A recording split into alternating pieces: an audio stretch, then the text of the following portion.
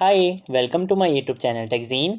पिछली वीडियो में हमने देखा था कि किस तरह से हम गेट एपीआई मेथड को क्रिएट कर सकते हैं अपने डेटाबेस से डेटा को फेच करने के लिए। हमने दो गेट एपीआई मेथड्स को क्रिएट किया था। एक गेट एपीआई हमने किस लिए क्रिएट की थी कि हमारे डेटाबेस में जितने भी रिकॉर्ड्स हैं, जितना भी डेटा है, उनको हम कैसे फेच कर सकते हैं, कैसे गेट कर सकते हैं, उसके लिए हम गेट एपीआई मेथड कैसे क्रिएट कर सकते हैं वो भी हमने देख लिया था। और इसके साथ साथ अगर मुझे अपने डेटाबेस में किसी स्पेसिफिक डेटा को गेट करना हो, फेच करना हो, तो उसके लिए आप गेट एपीआई मेथड को कैसे क्रिएट कर सकते हो वो चीज़ भी हमने पिछली वीडियो में कवर कर ली थी। ठीक है, तो गेट एपीआई मेथड्स बेसिकली आप किस तरह से क्रिएट कर सकते हो अपने डेटाबेस से डेटा को फेच करने के लिए, ये सारी चीज़ें हम पिछली वीडियो में कवर कर चुके हैं।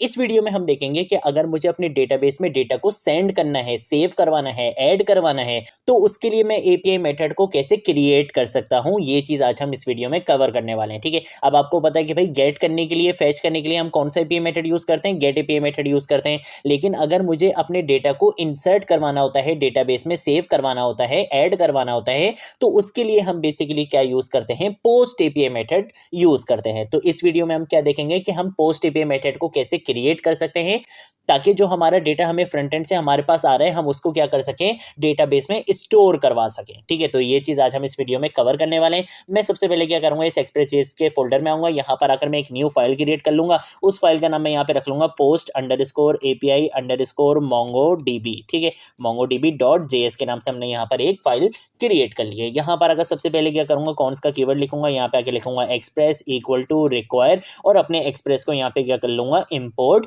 कर लूंगा। ठीक है, तो एक्सप्रेस इंपोर्ट हो चुका है। उसके साथ साथ मुझे यहाँ पे क्या करना है, अपने कनेक्शन डीबी फाइल को भी यहाँ पे इंपोर्ट करवाना है ताकि ये जो मेरी फाइल है वो मेरे डेटाबेस से कनेक्ट हो जाए। तो उसके लिए मैं यहाँ पे क्या लिखूंगा, मैं यहाँ पे आके लिखूंगा कनेक्ट डीबी इक्वल टू और यहाँ पे आके मैं लिखूंगा रिक्वायर और मैं बोलूंगा कि भाई ./db वाले फोल्डर के अंदर जाओ, वहां पर एक फाइल मिलेगी आपको किस नाम से, डीबी कनेक्शन के नाम से, उसको भी यहाँ पे क्या करो, इंपोर्ट करवा लो। इसके साथ साथ मुझे अपने मॉडल को भी यहाँ पे क्या करना है, इंपोर्ट करवाना है। ठीक है, तो मैं यहाँ पर आगे लिखूंगा एम्प्लॉय और यहाँ पे आके मैं लिखूंगा रिक्वायर और इसके अंदर मैं आके लिखूंगा ./ मैं बोलूंगा कि भाई मॉडल्स वाले फोल्डर के अंदर जाओ, वहां पर आपको दो मॉडल्स देखेंगे, लेकिन आपने किस वाले मॉडल को यहाँ पे इंपोर्ट करवाना है, एम्प्लॉय मॉडल को इंपोर्ट करवाना है। क्योंकि मैं बेसिकली अपने डेटा को जो इंसर्ट करवाऊंगा, ऐड करवाऊंगा, वो किस मॉडल में करवाना चाहता हूँ, एम्प्लॉय मॉडल में करवाना चाहता हूं, तो उसको भी मैंने यहाँ पे इंपोर्ट करवा लिया है। यहाँ पे आगे मैं क्या करूंगा, कौन का कीवर्ड लेके ऐप के नाम से एक इंस्टेंस बनाऊंगा अपनी एक्सप्रेस जेएस की एप्लीकेशन का और एक्सप्रेस को यहाँ पे एग्जीक्यूट कर दूंगा। इसके साथ साथ मैं क्या करूंगा, इस कनेक्ट डीबी को भी यहाँ पे एग्जीक्यूट कर दूंगा।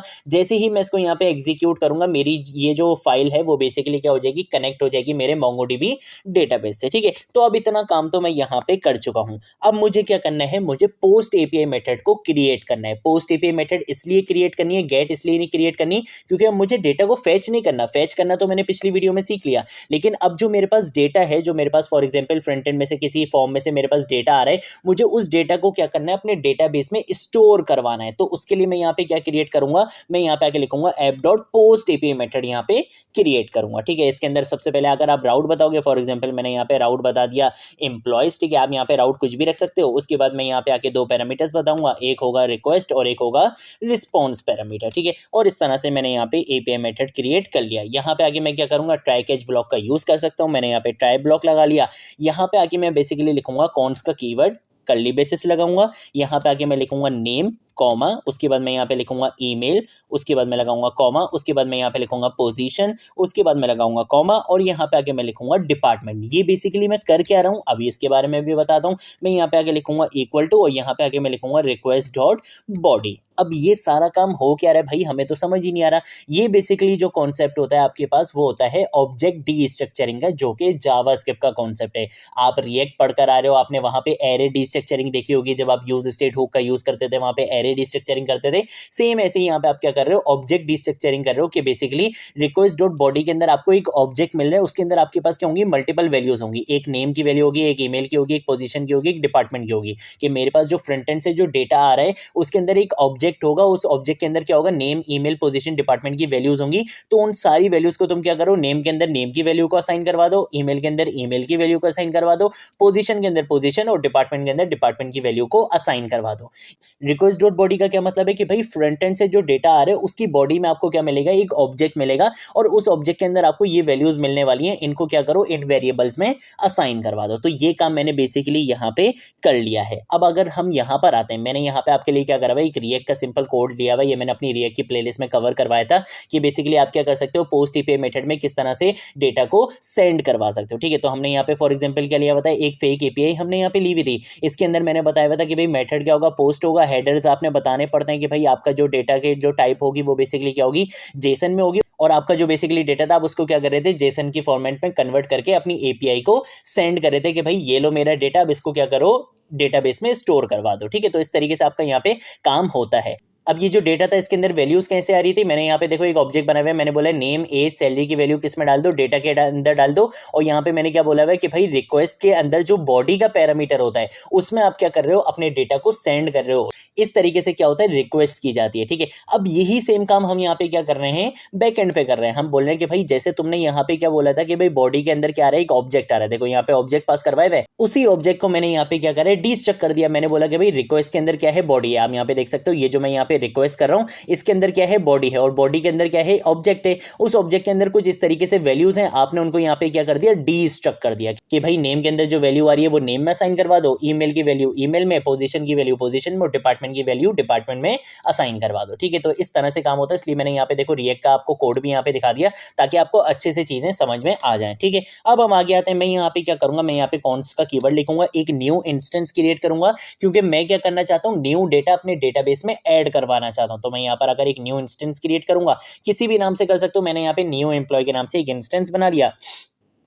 यहाँ पे आगे मैं क्या करूंगा, न्यू का कीवर्ड लिखूंगा और अपने मॉडल का नाम लिखूंगा। मेरे मॉडल का क्या नाम है, एम्प्लॉय। ठीक है, इसके अंदर आकर मैं इस तरह से कर्ली ब्रेसेस लिखूंगा और मैं बोलूंगा कि भाई फ्रंट एंड से आपके पास क्या है, नेम ईमेल पोजीशन डिपार्टमेंट में डेटा आ रहा है, उसको क्या करो, इस न्यू एम्प्लॉय के अंदर असाइन करवा दो। तो मैं यहाँ पर आकर लिख लूंगा नेम, सेम ऐसे ही मैं यहाँ पे लिख लूंगा ईमेल। ठीक है, तो इसको ईमेल करेंगे। देन उसके बाद हम यहाँ पे इसको क्या कर देंगे, पोजीशन करना चाहते हैं तो मैं इसको यहाँ पे पोजीशन कर दूंगा, और उसके बाद मैं इसको यहाँ पे क्या कर दूंगा, डिपार्टमेंट कर दूंगा। ठीक है, तो मैंने यहाँ पे इसको डिपार्टमेंट कर दिया। ये सारी चीजें मैंने यहाँ पे असाइन करवा दी हैं। ठीक है, ये बेसिकली आपका क्या हो चुका है, एक न्यू इंस्टेंस क्रिएट हो चुका है। अब मुझे क्या करना है, इस न्यू एम्प्लॉय के डेटा को सेव करवाना है, ऐड करवाना है मेरे डेटाबेस में। ठीक है, तो उसके लिए आपने क्या काम करना है, यहाँ पे आके मैं लिखूंगा कॉन्स्ट का कीवर्ड, एम्प्लॉय के नाम से एक वेरिएबल बनाऊंगा, और यहाँ पर आकर मैं लिखूंगा अवेट का कीवर्ड, और यहाँ पे आगे हम क्या लिखेंगे, न्यू एम्प्लॉय लिखेंगे, क्योंकि इसके अंदर क्या है, मेरे न्यू एम्प्लॉय का सारा डेटा होने वाला है। ठीक है, तो मैं यहाँ पे लिखूंगा न्यू एम्प्लॉय डॉट सेव। ये क्या करेगा, बेसिकली आपके डेटा को डेटाबेस में सेव करवा देगा। ठीक है,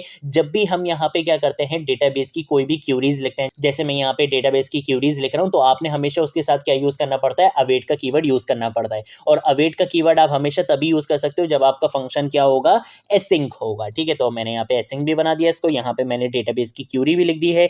यहाँ पर अगर मैं लिखूंगा रिस्पॉन्स डॉट जेसन कि भाई ठीक है, आपका डेटा क्या हो चुका है, डेटाबेस में सेव हो चुका है। अब आपने क्या करना है, क्लाइंट को रिस्पॉन्स करना है जेसन की फॉर्मेट में। तो जो भी आपके पास रिस्पॉन्स आ रहा होगा, जो आपका डेटा इंसर्ट हुआ होगा, वो मैं उसको क्या करूंगा, रिस्पॉन्स करवा दूंगा जेसन की फॉर्मेट में अपने क्लाइंट को। ठीक है, तो ये चीज भी मैंने यहाँ पे करवा दी है। देन उसके बाद यहाँ पे आपके ट्राई ब्लॉक का काम कंप्लीट हो चुका है। आप यहाँ पे क्या कर सकते हो, अपने कैच ब्लॉक पर आ सकते हो। उसके अंदर आप बताओगे कि भाई अगर आपके पास क्या आ जाता है, कोई एरर आ जाता है, तो आपने क्या काम करना है। ठीक है, तो उसके लिए मैं यहाँ पे क्या करूंगा, कंसोल डॉट लॉग लिखूंगा, और इस कंसोल डॉट लॉग के अंदर आकर मैं क्या कर सकता हूँ, यहाँ पे लिखूंगा एरर सेविंग डेटा। ठीक है, इस तरीके से मैंने यहाँ पर एक मैसेज लिख लिया, और अगर मैं एरर को भी शो करवाना चाहता हूँ तो यहाँ पे आके कॉमा लगा के मैं यहाँ पे लिख लूंगा एरर। इसके साथ साथ मुझे क्या करना है, रिस्पॉन्ड भी करना है कि भाई अगर कोई एरर आ जाता है तो मैं यहाँ पे क्या करूंगा, रिस्पॉन्स डॉट स्टेटस यहाँ पे लिखूंगा कि भाई स्टेटस कोड क्या होना चाहिए, 500 होना चाहिए, यानी कि सर्वर एरर आ जाए। और इसके साथ साथ आपने क्या करना है, सेंड करना है कोई मैसेज, तो उसके लिए मैं यहाँ पे क्या लिखूंगा, यहाँ पे आके लिख लूंगा सर्वर एरर का मैसेज आपने क्या करना है,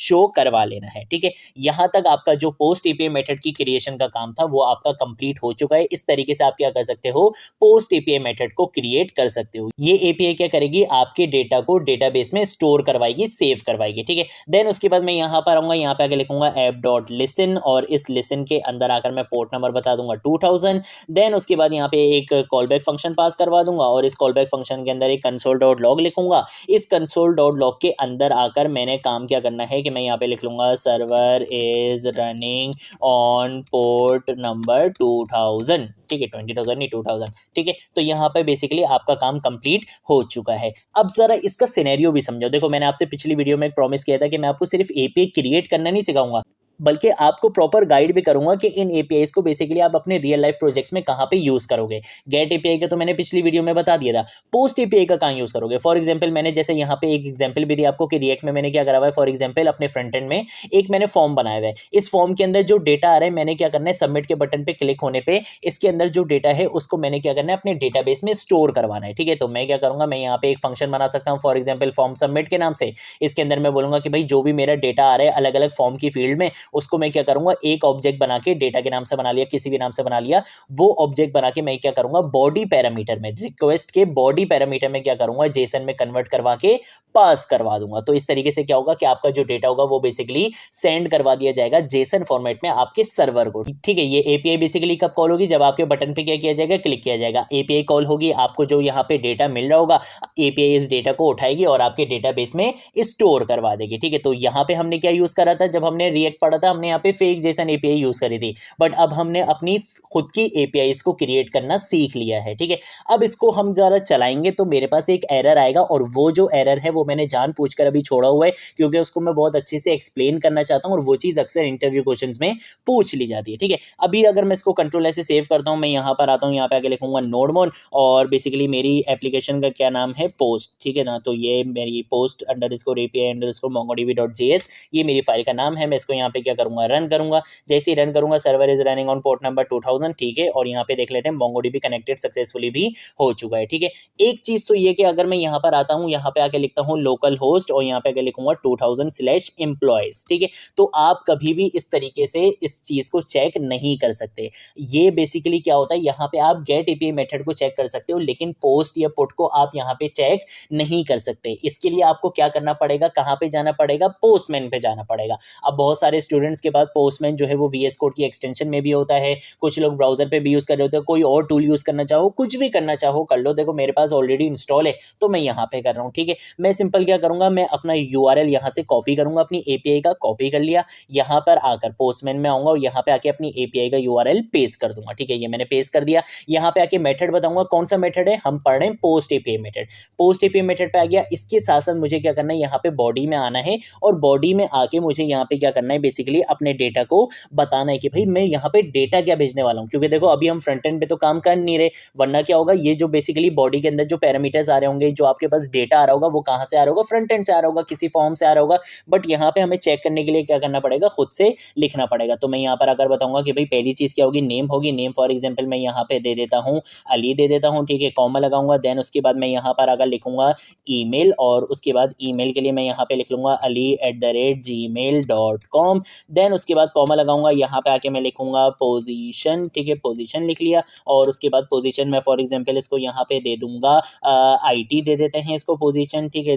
देन उसके बाद मैं यहाँ पे क्या करूँगा, इसको डिपार्टमेंट दे दूंगा, ठीक है। और डिपार्टमेंट का D मुझे यहाँ पे क्या करना है, स्मॉल रखना है, डिपार्टमेंट। और डिपार्टमेंट के अंदर आकर मैं इसको यहाँ पे वैल्यू क्या दूँ, मैं इसको वैल्यू यहाँ पे दे देता हूँ डिपार्टमेंट, बेसिकली मैं इसको IT दे देता हूँ। और यहाँ पे पोजीशन हम इसको कुछ भी दे देते हैं, यहाँ पे डेवलपमेंट कर देते हैं, कुछ भी कर देते हैं, ठीक है। तो ये बेसिकली क्या करा मैंने, यहाँ पे बॉडी पैरामीटर में अपने रिक्वेस्ट की बॉडी पैरामीटर में अपने डेटा को यहाँ पे मैंने बता दिया। अब जैसे ही मैं सेंड पे क्लिक करूंगा, मेरे पास यहाँ पे आ जाएंगे एरर। देखो सर्वर एरर मुझे यहाँ पे मिल गया, 500 इंटरनल सर्वर एरर। मुझे स्टेटस कोड भी मिल गया, और मेरे पास यहाँ पे एरर आ गया।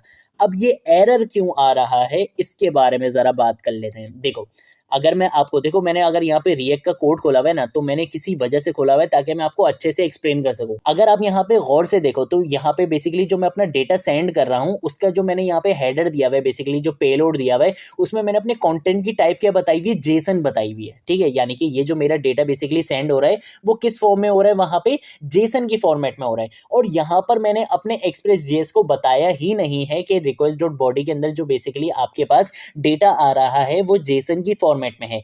जब भी आपने अपने डेटा को सेंड करना होता है, यानी कि ऐड करवाना होता है अपने डेटाबेस में, तो मेक श्योर आपका जो डेटा हो वो किस फॉर्म में होना चाहिए, जावास्क्रिप्ट ऑब्जेक्ट की फॉर्म में होना चाहिए।